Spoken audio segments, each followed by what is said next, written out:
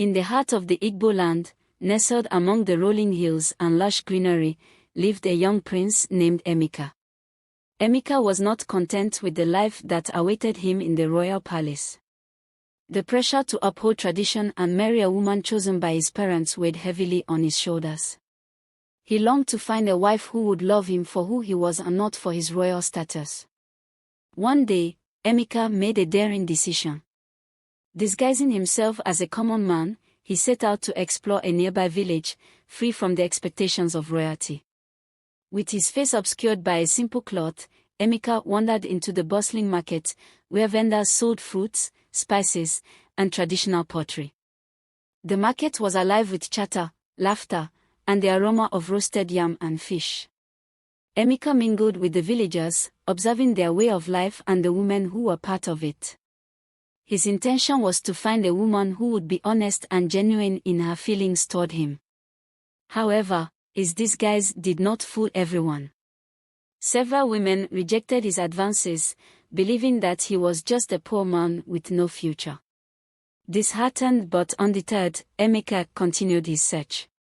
As the sun dipped below the horizon and the market began to quiet, Emeka found solace by a nearby stream. It was there, under the gentle glow of the moon, that he encountered Ada, a humble village maid. Ada noticed the kindness in Emeka's eyes and treated him with respect, unlike the other women who dismissed him. The two spent the night talking, sharing stories of their lives and dreams. Emeka found himself drawn to Ada's warmth and honesty, and Ada was captivated by the wisdom and kindness that Emeka seemed to possess.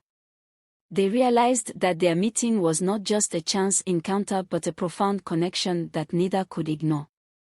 Over the next few days, Emeka and Ada continued to meet in secret. They ventured into the surrounding forest, where they could be alone and away from the prying eyes of the villagers. Ada saw through Emeka's disguise and treated him as an equal, unlike the other women who were more interested in his royal heritage. The news of Emeka's visits to the village spread like wildfire, and soon, the elders of the village caught wind of his presence.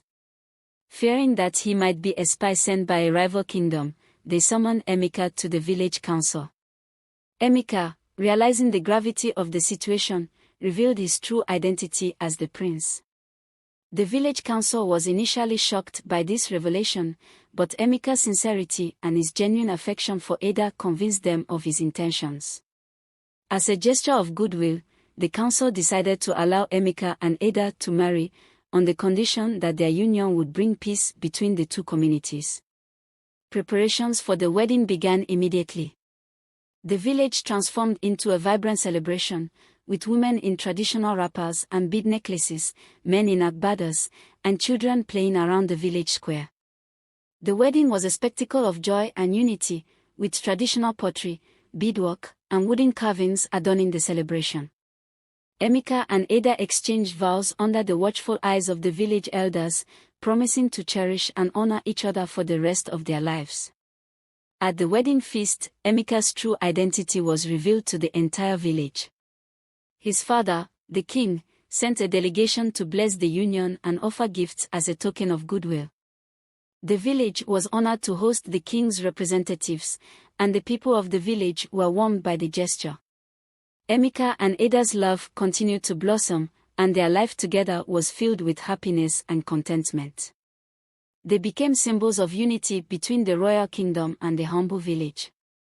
Emeka's father, the king, acknowledged that true love and respect were not bound by status or tradition. One evening, Emeka and Ada took a leisurely stroll along the serene riverbank. The sun was setting on the horizon, casting a warm, golden hue over the landscape. Birds soared in the clear blue sky, and fireflies danced in the twilight air. They walked hand in hand, looking forward to a future filled with love, peace, and prosperity. And so, in the land of the Igbo, Emeka and Ada's love story flourished. It was a tale of love that transcended royal titles and societal expectations.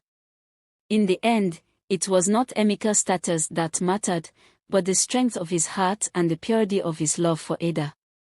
And so, in the sacred land of Igbo, the union of Emeka and Ada became a symbol of hope and unity, inspiring generations to come.